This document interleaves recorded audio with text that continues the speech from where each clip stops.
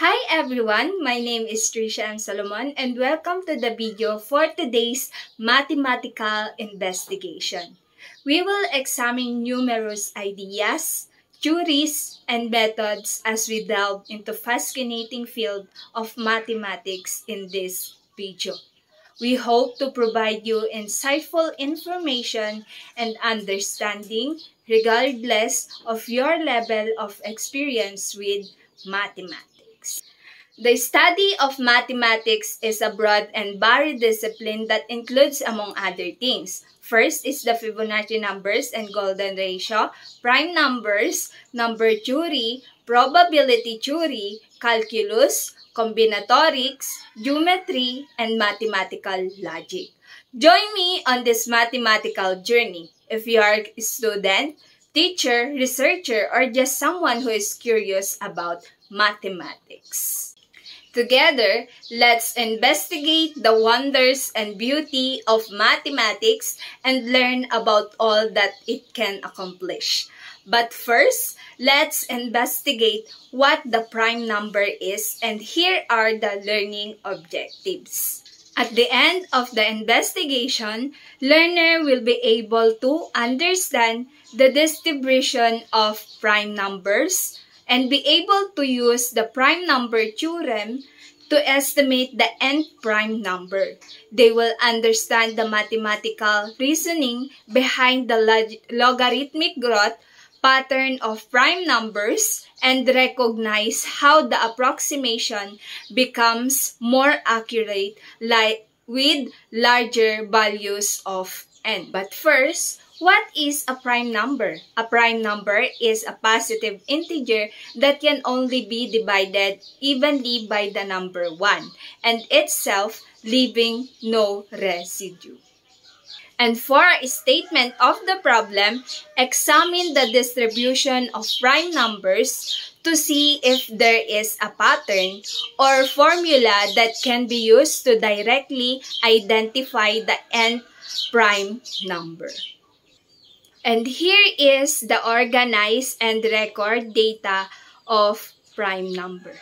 And for gestating or taking a break, step back from the situation and give yourself permission for subconscious insights to emerge.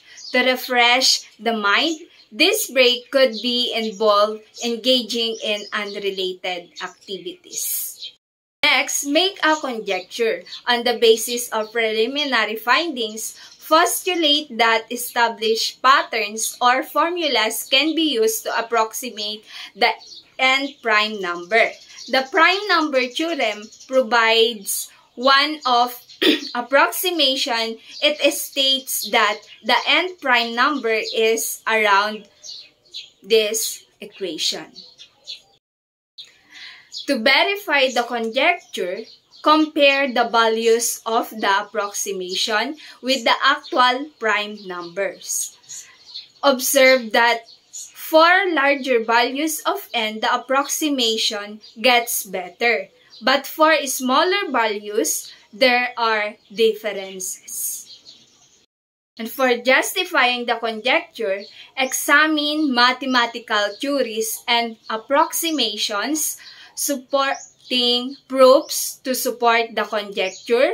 Proof in the 19th century, the prime number theorem asserts that the approximate value of x over ln divides x is the number of prime less than a given number of x. For large n, approximation is reasonable estimate, which is explained by this theorem. The specific characteristics of logarithmic growth explain the differences for small n. And for the summary, the prime number theorem offers a helpful approximation.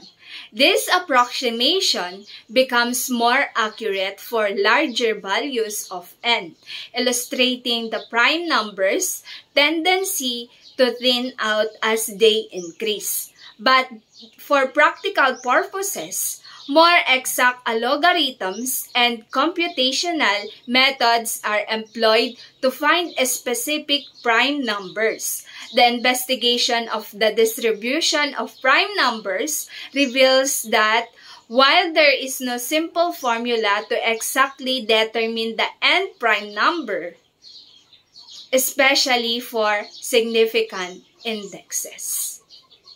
And for the development of ideas, considering the fact that themes and ideas can be complex, quite complex, it's important to consider how they develop throughout a text. For beginning, how does the writer present the idea or theme?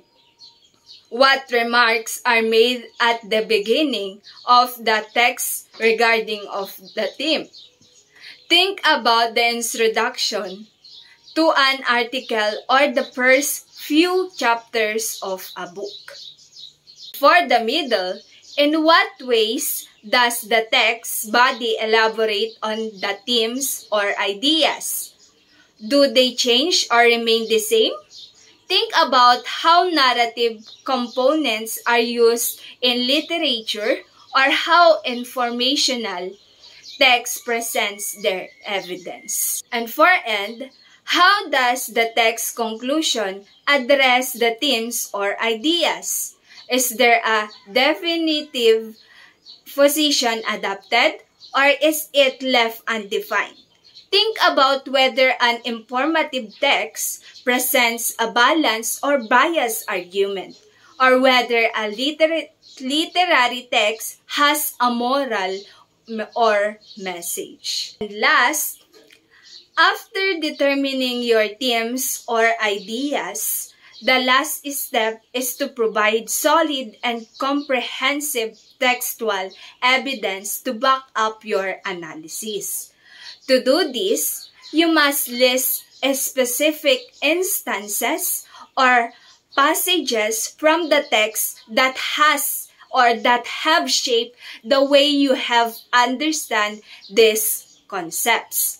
Recall that paraphrasing examples is discouraged in upper school because it can be overly general.